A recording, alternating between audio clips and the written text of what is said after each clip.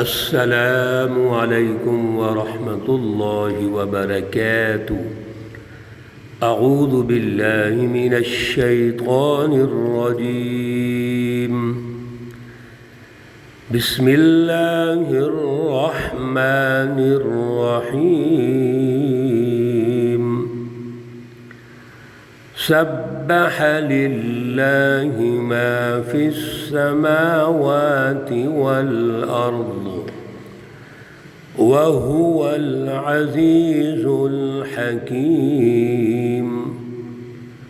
له ملک السماوات والارض یحیی ویمیت وهو على كل شيء قدير۔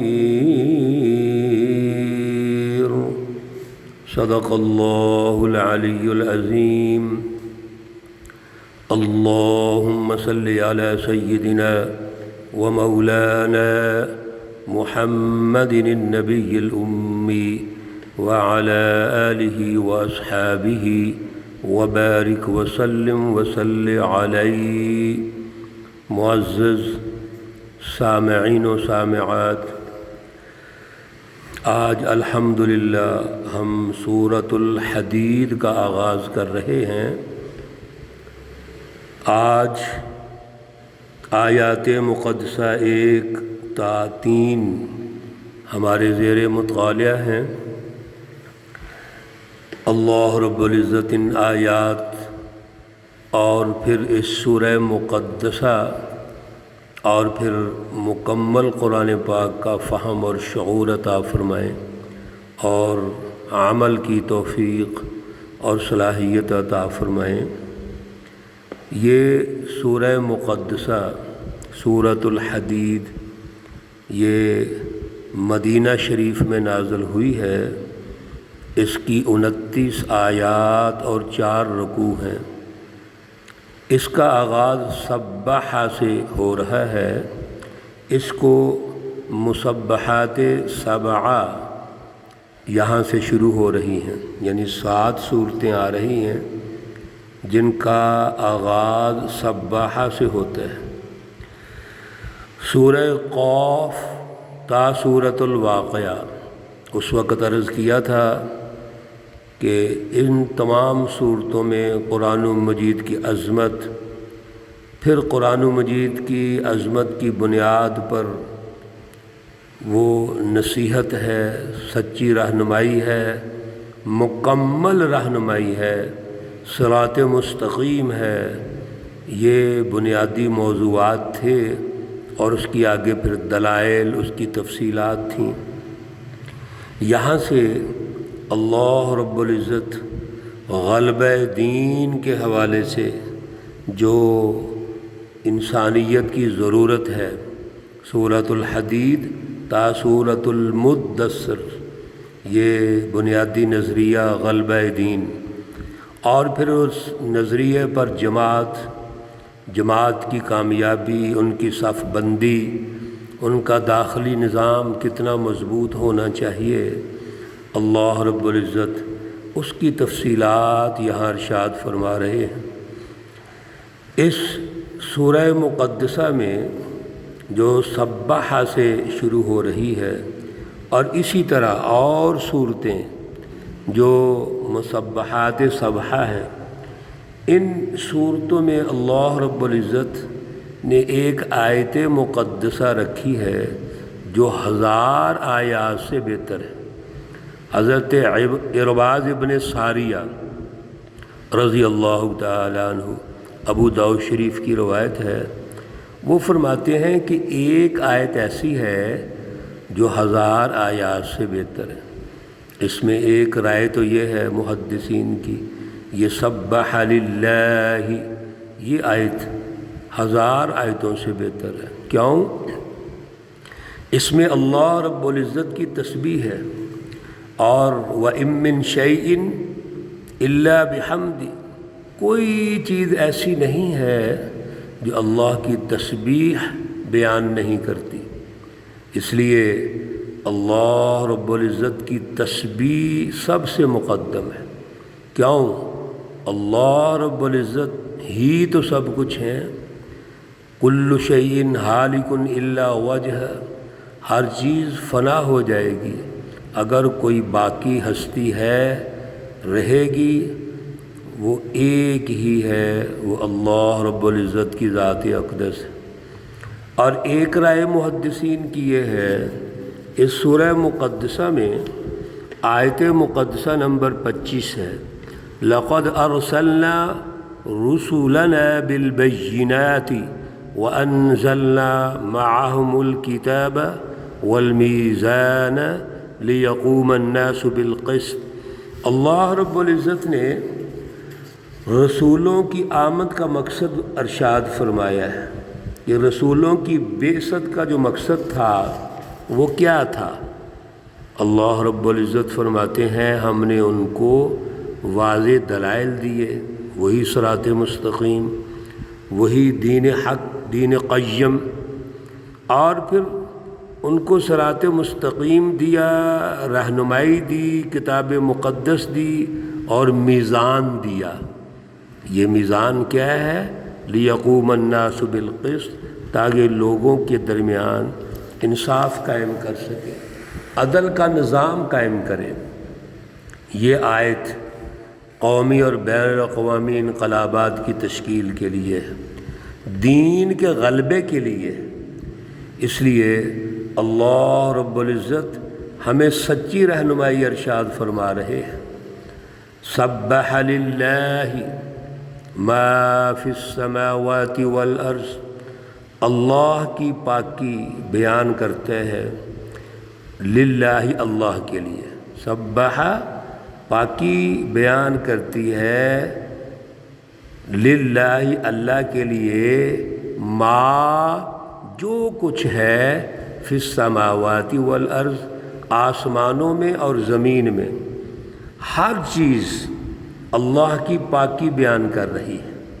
جیسے ابھی آیت کریمہ میں نے پڑھی، وَإِن مِّن شَيْءٍ إِلَّا بِحَمْدِ، اور ما جو ہے اس ما میں سب کچھ شامل ہے، جو کچھ وہ جاندار ہے، بظاہر غیر جاندار ہے، انسان ہیں، جنات ہیں، اسی طرح اور جتنی بھی اللہ کی مخلوقات ہیں، بول سکتی ہیں یا نہیں بول سکتی، سب کچھ، ما کا معنی ہے جو کچھ، آسمانوں میں اور زمین میں۔ اب اس رہنمائی سے یہ اندازہ ہوتا ہے کہ اللہ رب العزت کی ہر چیز تعریف کر رہی ہے، تسبیح پڑھ رہی ہے۔ کیوں؟ وَهُوَ الْعَزِيزُ الْحَكِيمُ، اللہ رب العزت کی ذات اقدس غالب ہے، حکمت والا ہے۔ ایک تو العزیز ہے، وہ زبردست ہے، غالب ہے، طاقت والا ہے، اور دوسرا حکمت والا ہے، حکمتوں کے ساتھ۔ میرے عزیزوں، طاقت کے ساتھ حکمت کا ہونا ضروری ہے، اسی طرح مینجمنٹ ہوتی ہے۔ اس لیے وہ حکومت، وہ اقتدار جس میں طاقت ہے، اس میں حکمت کا ہونا ضروری ہے۔ ہم رسول اللہ صلی اللہ علیہ وسلم سے شروع ہو جائیں، اور پھر خلفائے راشدین، اور پھر ہمارا جتنا دور ہے، دور عروج، ان تمام ادوار میں اگر حکومت ہے تو حکمت ہے۔ حکومت اور حکمت دو بنیادیں ہیں جو انسانوں کی ترقی کا ذریعہ بنتی ہیں، انسانی معاشروں کی تشکیل کا ذریعہ بنتی ہیں۔ اس لیے اللہ رب العزت بھی فرماتے ہیں، اللہ طاقت بھی رکھتے ہیں، غالب بھی ہیں، زبردست بھی ہیں، اور حکمت والے ہیں۔ یہ پوری کائنات کا جو نظام ترتیب دیا ہے، حکمت کی بنیاد پر ہے۔ اللہ رب العزت کی جتنی رہنمائی ہم سن رہے ہیں، اس کی بنیاد حکمت ہے۔ لہو ملک السماوات والارض، اسی کے لیے ہے زمینوں اور آسمان کی بادشاہت۔ اس زمین اور آسمان اگر اس کا کوئی بادشاہ ہے، کوئی مالک ہے، کوئی اولینار اور خود مختار ہے، کوئی شہنشاہ ہے، تو وہ اللہ رب العزت کی۔ یہاں سے یہ واضح ہو گیا کہ کوئی چیز کسی کی حقیقی ملکیت نہیں ہے۔ زمین اور زمینی وسائل بھی یہ انسان کے استعمال کے لیے تو ہیں، فائدے کے لیے، لیکن مالک حقیقی تو اللہ کی ذات اقدس ہے۔ اب بتائیے اس آیت کے الٹ اگر ہم اپنے آپ کو مالک سمجھ کر پھر ناجائز اختیارات استعمال کریں تو اس سے بڑا شرک کیا ہو سکتا ہے؟ یحیی و یمیت، وہی مارتا ہے اور زندہ کرتا ہے۔ وَهُوَ عَلَى كُلِّ شَيْءٍ قَدِيرٌ، اور وہی اللہ کی ذات اقدس ہے جو ہر چیز پر قادر ہے، اور قدیر قادر مطلق ہے، جس کی قدرت سے باہر کوئی چیز نہیں ہے۔ هو الاول، کتنا قدیر ہے اس کی وضاحت اللہ خود ارشاد فرماتے ہیں، هو الاول والآخر، اللہ رب العزت کی ذات اقدس ہے جو سب سے پہلے ہیں اور سب سے آخر میں ہیں۔ والظاہر والباطن، اللہ کی ذات اقدس ہے جو ظاہر ہے یعنی غالب ہے، ظاہری جو اللہ کا سسٹم نظر آ رہا ہے، والباطن، اور جو کوئی چیز ہمیں نہیں نظر آتی، ہماری وہاں دسترس نہیں ہے، تو اللہ رب العزت کی دسترس ہے۔ وَهُوَ، اور وہی ذات اقدس ہے، بِكُلِّ شَيْءٍ، ہر چیز کو، علیم، جاننے والا۔ علیم وہ ذات اقدس جو ہر چیز کو جانتی ہے، جو ذرہ ذرہ جانتی ہے۔ اللہ رب العزت نے آسمان اور زمین اور جو کچھ ہے وہ پیدا کیا اور حکمت پر پیدا کیا، العزیز الحکیم، حکمت پہ پیدا کیا ہے، اور ہر چیز کا کردار کیا ہے اللہ نے متعین فرما دیا۔ ہر چیز حکمت پہ پیدا فرمائی، اس کا کردار متعین کر دیا، اور پھر ہر چیز اپنا کردار ادا کر رہی ہے۔ اور اللہ جانتے ہیں میرے عزیزو، ہمارا علم تو ناقص ہوتا ہے، تھوڑا ہوتا ہے، محدود ہوتا ہے، وَفَوْقَ كُلِّ ذِي عِلْمٍ عَلِيمٍ، لیکن اللہ سے بڑا علیم کوئی نہیں ہے، اس سے بڑا عالم کوئی نہیں ہے، وہ تو علیم بذات الصدور ہے، آگے جا کے آ رہا ہے۔ اس لیے اللہ کی گرفت سے باہر کوئی چیز نہیں۔ تو آغاز میں اللہ رب العزت نے تسبیح، اپنی تقدیس اور اپنی ملکیت آسمان و زمین کی، اور پھر اپنی ملکیت کے دائرے کہ اللہ ہی زندہ کرتے ہیں اور مارتے ہیں اور ہر چیز پر قادر ہے، پہلے بھی اللہ ہے، آخر میں بھی اللہ ہے، اور ہر چیز کو جاننے والا ہے۔ تو میرے عزیزو، یہ اہم ترین نظریہ، سوچ، مائنڈ سیٹ ضروری ہے۔ اس سورہ مقدسہ کے آغاز میں اللہ نے ارشاد فرما دیا ہے، اس کو ذہن میں رکھیے۔